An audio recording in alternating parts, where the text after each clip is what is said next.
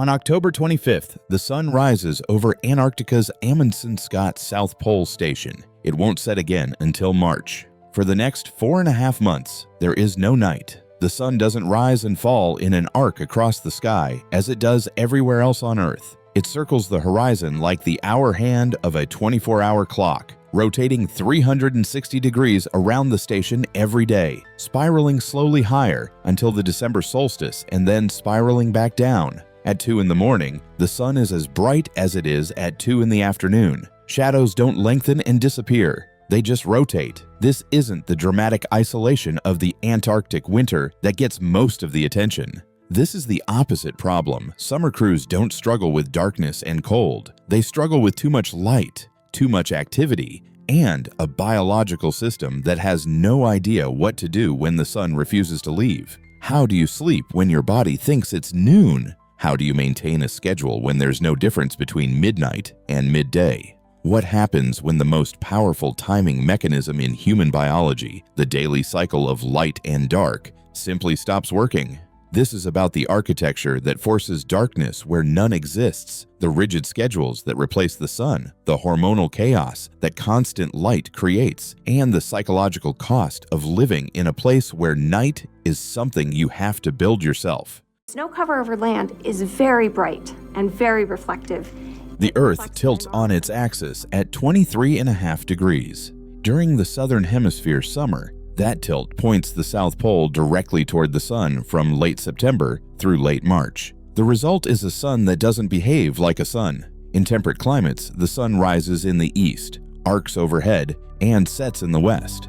In Antarctica, during summer, it moves parallel to the ground. It circles the entire horizon in a flat trajectory, never dipping below the edge of the world. The sun doesn't mark the passage of time through rising and setting. It marks time through rotation. At the peak of summer, standing at the South Pole, you can watch the sun complete a full 360-degree loop around you in 24 hours. It never climbs high enough to feel like noon in the traditional sense, but it never drops low enough to create dusk either. There is no golden hour. There is no twilight. There is just constant, unrelenting brightness. The light itself is different from anywhere else. Snow and ice reflect 80 to 90% of solar radiation. This is called the albedo effect. Sunlight doesn't just come from above, it comes from below, bouncing off the surface and hitting you from every angle. The light is omnidirectional. The atmosphere is thin at the poles and extremely dry. Humidity is nearly zero. This creates what crews call hard light, high contrast shadows paired with washed out mid-tones.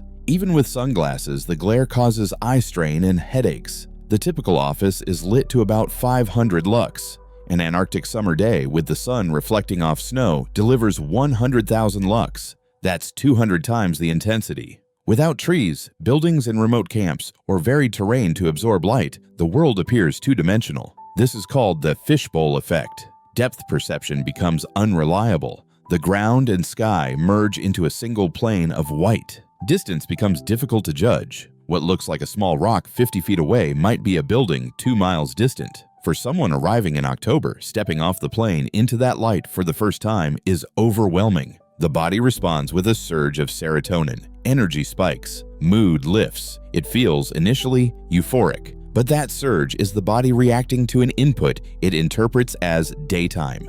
And when daytime never ends, the euphoria doesn't last.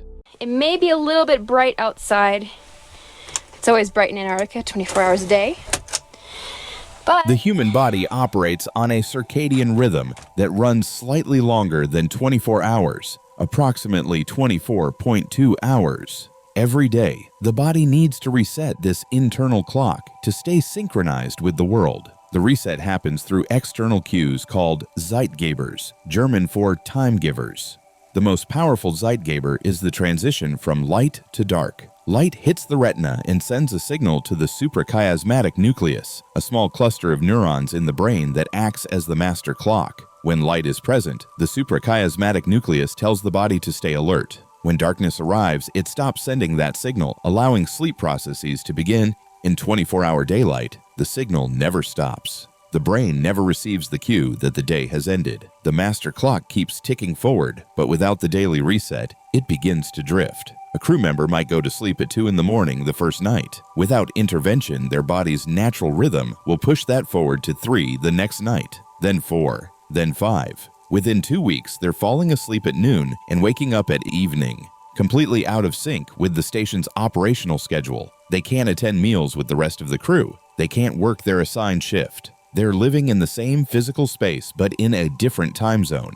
This isn't a choice or a failure of discipline. It's the body following its own internal logic in the absence of external correction. The circadian rhythm is trying to run on its natural 24.2-hour cycle, and without the daily reset from darkness, it just keeps drifting forward. The problem compounds when multiple crew members drift in different directions. One person is awake at midnight, another is asleep, a third is somewhere in between. The station becomes a collection of isolated individuals operating on unaligned schedules, unable to coordinate work, meals, or social time. Team cohesion breaks down not because of conflict, but because people are literally living in different temporal realities. Melatonin is sometimes called the vampire hormone. It only emerges in the dark. The mechanism is straightforward. When blue spectrum light, abundant in sunlight, hits the retina, it signals the brain to suppress melatonin production. Melatonin is the chemical signal that tells the body to prepare for sleep. It lowers core body temperature, reduces alertness, and triggers the biological processes that lead to unconsciousness. In 24-hour daylight, melatonin production is chronically suppressed. A crew member can be physically exhausted, muscles tired, eyes heavy, but their brain is still receiving the chemical signal to stay awake. They lie in bed, fully alert, because the sleep hormone never arrives. At the same time, cortisol, the stress and alertness hormone, remains artificially elevated. Cortisol levels normally peak in the morning and decline through the day, reaching their lowest point at night. In constant light, cortisol stays high. The body is stuck in a state of hyperarousal. Relaxation becomes physically difficult. The result is a condition crews call the Big Eye. It's Antarctic slang for insomnia. The symptoms are specific: staring at the ceiling for hours, fragmented sleep with waking cycles every 90 minutes, and waking up feeling unrefreshed even after lying down for 8 hours. Studies at Antarctic stations show that up to 50% of summer personnel report significant sleep disturbances. Winter crews, ironically, sleep better once they adjust to total darkness. The circadian rhythm needs contrast, not just light. The danger isn't just fatigue. Sleep deprivation causes measurable cognitive decline. Reaction time slow, decision-making deteriorates, memory becomes unreliable. In controlled studies, the impairment from severe sleep deprivation is compared to a blood alcohol level of 0.08, legally drunk.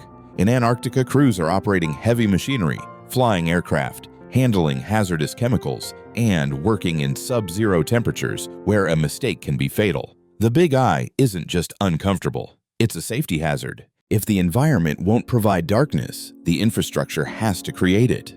Dormitories at stations like McMurdo and Amundsen-Scott are designed with blackout protocols that treat light as a contaminant. The windows are covered with heavy-duty, multi-layered blackout blinds. In older field camps where commercial blinds aren't available, crews use a different approach. Aluminum foil taped directly to the glass, followed by a layer of cardboard, followed by duct tape around the edges. Not a single photon is allowed to enter. Walking into a dorm room in the middle of an Antarctic afternoon is disorienting. Outside, the sun is blazing at 100,000 lux. Inside, it's pitch black. The aesthetic is deliberate. Crews call it the vampire tomb. The darkness is total and unyielding. Hallways are lit with red low-level lighting, similar to what's used on submarines. Red light doesn't trigger the same melatonin suppression as blue or white light. It allows people to navigate at night without breaking their night vision or waking their brains with the wrong spectrum. Soundproofing is just as critical as light control. Summer is the construction season.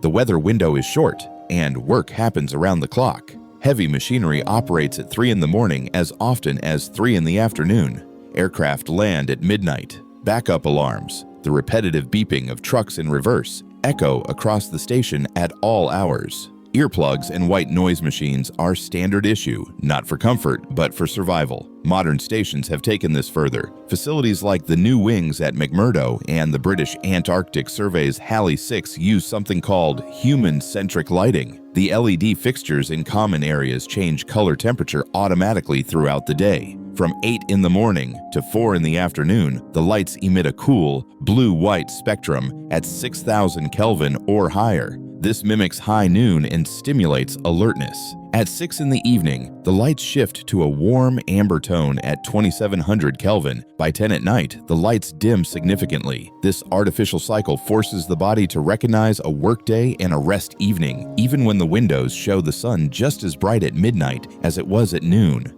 The lighting doesn't replace darkness, but it simulates the transition. The body gets a cue that the day is supposed to be ending. In the dorm rooms themselves, crews take it a step further. Every electronic device is taped over: smoke detectors, TV standby lights, laptop chargers, anything with an LED. In the total darkness of a blacked-out room, even a tiny red indicator light feels like a laser beam. Black electrical tape is used to eliminate every potential light source. The air itself is a problem. Antarctica is drier than the Sahara. The constant sun sublimates ice directly to vapor without melting it first. Crews wake up with what they call Sahara mouth, parched throat, cracked lips, nosebleeds from the extreme dryness. Humidifiers aren't standard issue, so people improvise. They hang wet towels in their rooms overnight to add moisture to the air. It's a small adjustment, but it makes sleep marginally more tolerable. In a normal environment, people eat dinner because it's getting dark.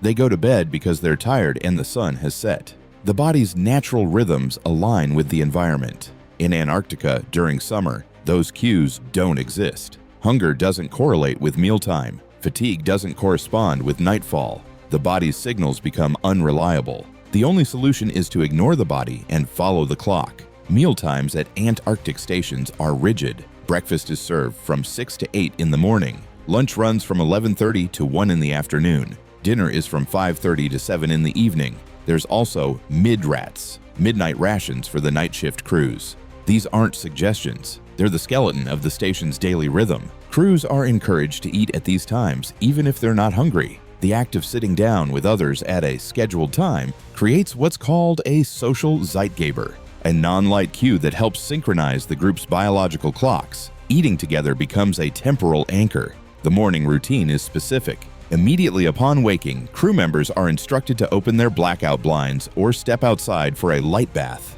The blast of 100,000 lux shuts down any residual melatonin production and signals the brain that the day has started. It's not optional, it's a medical intervention. The evening routine is equally deliberate. 2 hours before bed, crews are advised to wear sunglasses indoors. It sounds absurd, wearing dark glasses in a brightly lit cafeteria, but it's a medically recommended strategy. The sunglasses filter out the harsh blue-white station lighting and prepare the brain for sleep by reducing light exposure before the blackout room. Some crew members create what they call a fake commute. They'll walk a specific loop around the station or between buildings to simulate the psychological transition from work mode to home mode. The office might be 50 feet from the sleeping quarters, but without a ritual to mark the boundary between work and rest. The two states blur together. The discipline required is extreme. At home, you can feel when it's time to eat or sleep. In Antarctica, you have to eat and sleep according to an external schedule regardless of what your body is telling you. The body's signals, hunger, fatigue, alertness, are unreliable. The clock is the only trustworthy guide. The midnight rations crew faces the most extreme version of the temporal problem. The night shift runs from 10 at night to 8 in the morning. At 10 at night, the sun is still blazing. Crew members walk to work in full daylight, requiring sunglasses for the commute. At 3 in the morning, someone steps outside for a smoke break or fresh air. The glare off the ice is so intense, it's painful without eye protection. At 8 in the morning, the shift ends. The rest of the station is waking up. The cafeteria is filling for breakfast. Energy is rising. The noise level peaks. And the night shift workers have to walk back to their dorm rooms, seal themselves in total darkness, and force themselves to sleep while the world around them is at its loudest and most active. The social isolation is profound. Night shift workers exist in the same physical space as everyone else, but they live in a different temporal dimension. They eat alone at midnight. They work alone through the early morning hours. They sleep while others are awake. Despite being surrounded by people, they're functionally alone. The disorientation is compounded by a weather phenomenon called flat light. When the sun is obscured by thin cloud cover, shadows disappear entirely. The ground and the sky become the same shade of white. Depth perception is lost. You can't see bumps, ridges, or holes in the snow. Walking becomes disorienting, sometimes triggering vertigo. For vehicle operators, flat light is dangerous. Drivers can't see the track. They navigate by GPS and feel, not vision. For pilots, flat light is one of the most hazardous conditions in Antarctica. They can't perceive the horizon.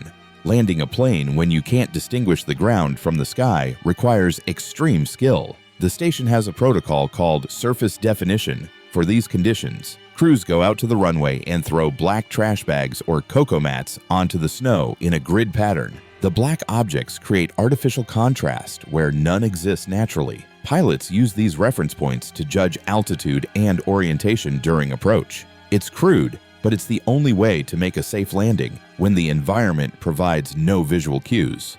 Without this protocol, aircraft operations would shut down entirely during flat light periods. The first 2 to 3 weeks after arrival are characterized by what crews call summer mania. The serotonin surge from constant light creates a feeling of euphoria. New arrivals are hyperactive, talkative, and energized. They sleep less and feel fine. They volunteer for extra shifts. They take on additional projects. They think they've adapted to the environment, that they've beaten the fatigue everyone warned them about. The body is running on adrenaline and the novelty of the environment. It's not sustainable. Around week 4, the crash happens. The adrenaline fades, but the melatonin suppression doesn't. The cortisol stays elevated. The sleep fragmentation continues. Suddenly, the same person who is full of energy is irritable, short-tempered, and mentally foggy. Cognitive symptoms emerge. Short-term memory takes a hit. People forget where they put their gloves. They stop mid-sentence, unable to remember what they were saying. They stand in the cafeteria staring at the menu board, unable to make a simple decision about what to eat. There's a specific condition observed in polar regions called T3 syndrome.